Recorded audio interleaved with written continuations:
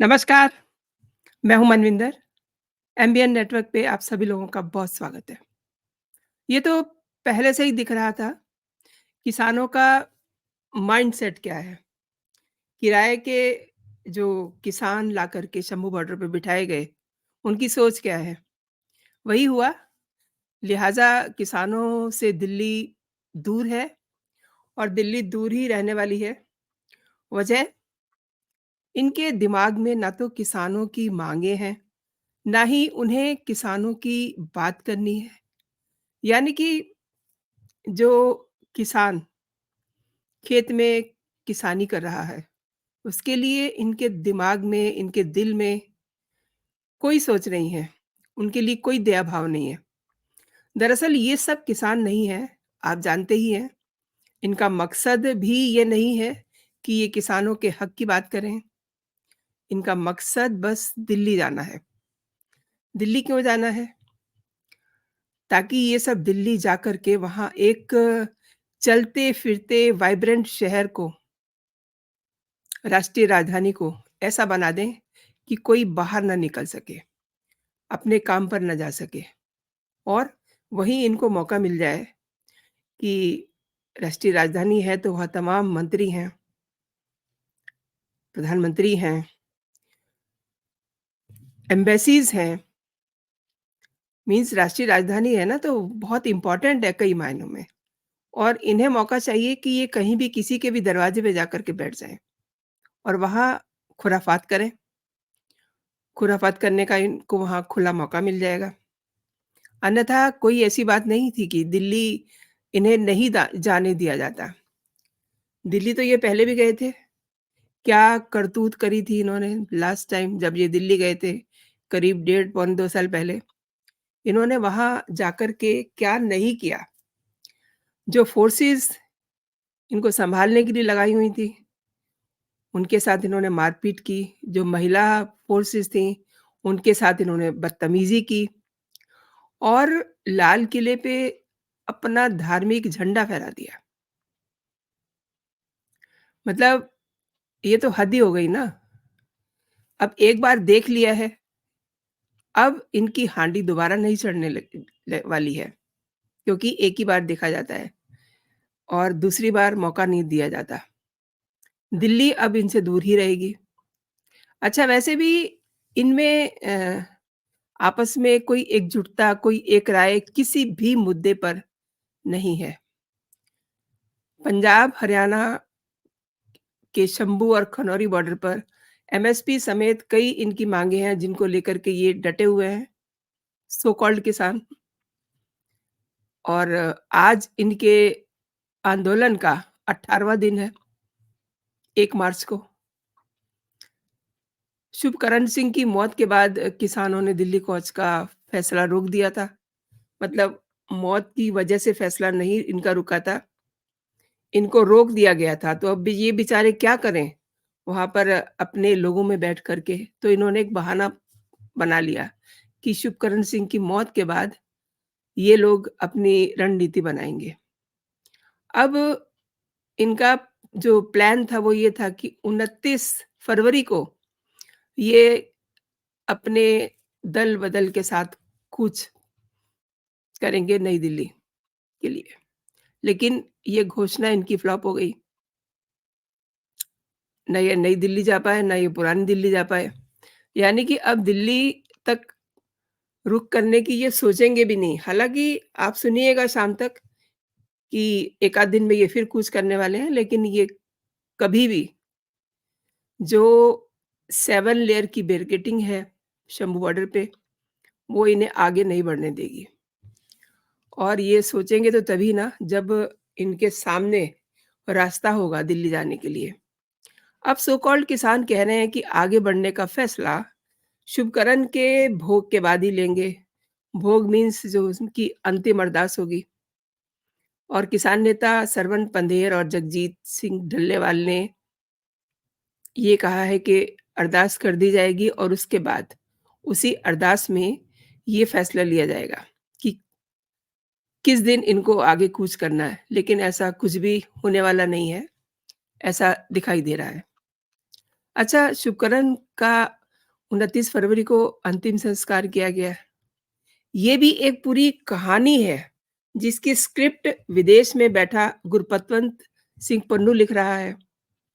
पुन्नू ने कहा है कि वो शुभकरण के लिए पैसे भेज रहा है, लेकिन उसकी तरफ से पैसा आया या नहीं आया या उसकी बंदरबांट हो गई, ये सब भी अभी पता नहीं है और ये वजह है, जो पंजाब के किसान सो कॉल्ड किसान संगठन है, वो उनके अंदर काफ़ी फूट पड़ी हुई है। इनका मकसद भी दरअसल उगाही करना है।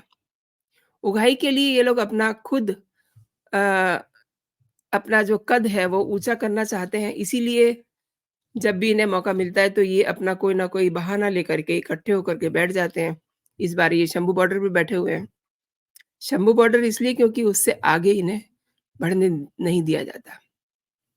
अब देखिए शंभू बॉर्डर पर बैठे किसान, इन सब के अपने-अपने एजेंडे हैं, जिनको ये अपने हिसाब से अपने नैरेटिव गढ़ रहे हैं और सबका मकसद एक ही है, शोर मचाओ, हल्ला करो और उसकी गूंज जो है दिल्ली तक भले ही पहुँचे ना पहुँचे, लेकिन इनके गाँव तक, इनके एरियाज़ तक पहुँच जानी चाहिए ताकि जब ये वापस लौटें, तो इनका दबदबा जो है कायम रहे और ये उगाही कर सकें।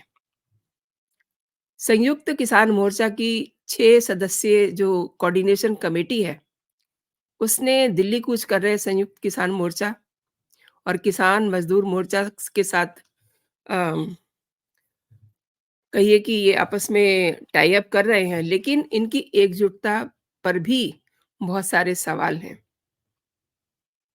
अब जगजीत सिंह डल्लेवाल को देखें, तो उनका मकसद ये नहीं है कि उन्हें किसानों के लिए बात करनी है।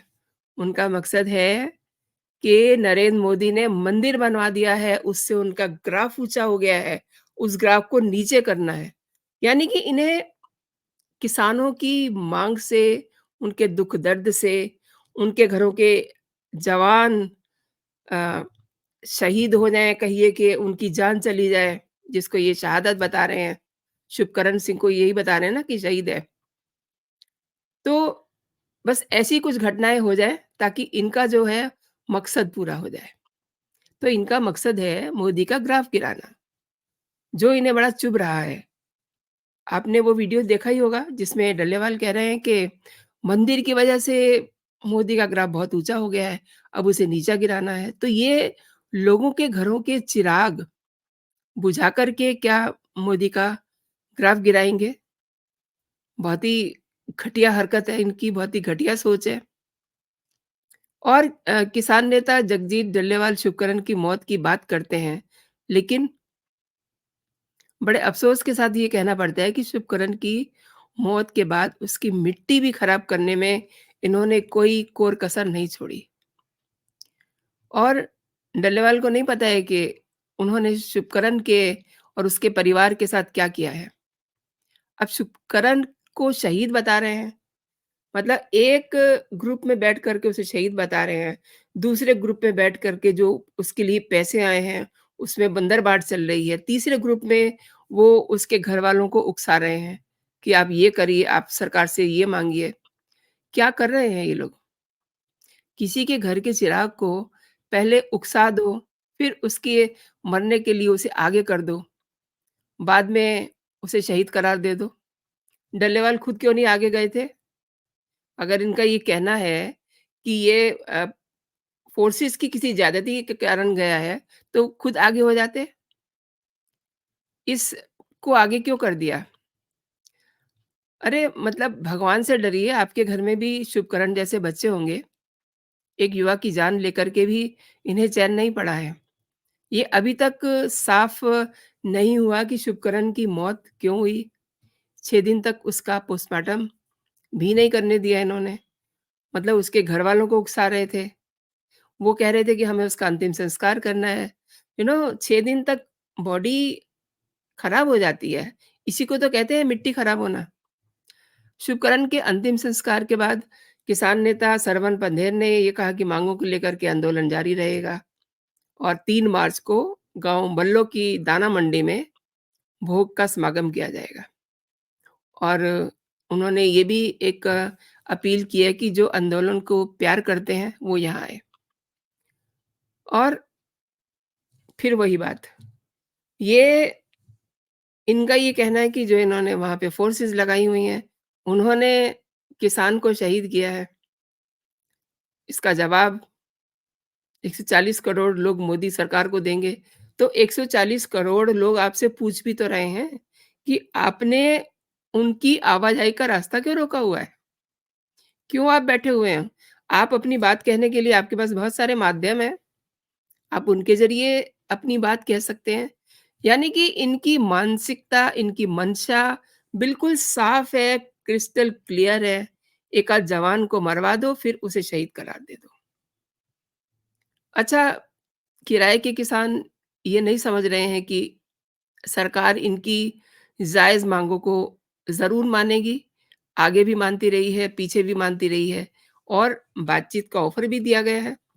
4 राउंड बातचीत हुई है, 5वीं के लिए ये एग्री ही नहीं हुए क्योंकि इन्हें लग रहा था ये तो बातचीत के लिए बुलाए जा रहे हैं और इनका मकसद जो है वो पूरा नहीं हो रहा था।